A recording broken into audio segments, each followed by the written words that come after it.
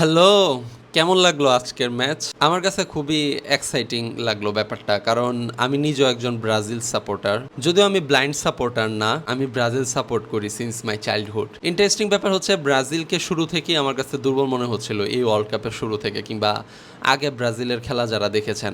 কিন্তু তাই বলে এইভাবে হেরে যাবে এটা ভাবিনি। হারল্যান্ড খুবই অ্যাগ্রেসিভ ছিল খেলায়। আমি জানতাম হারল্যান্ড খুব ভালো খেলবে, কারণ যারা ইংলিশ প্রিমিয়ার লিগ দেখেন তারা জানেন যে হারল্যান্ড কতটা ভয়ঙ্করভাবে খেলে। ব্রাজিল অ্যাকচুয়ালি নরওয়ের গোলকিপারের কাছে হেরে গেছে, কাইন্ড অফ। নরওয়ের যে গোলকিপার, সে অসাধারণ 4-5টা সেভ করে ফেলছে।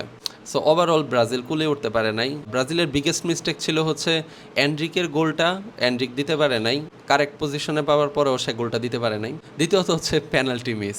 এই ধরনের বড় ম্যাচে পেনাল্টি মিস করলে তো আর গেমে ফিরে আসা যায় না, তাই না?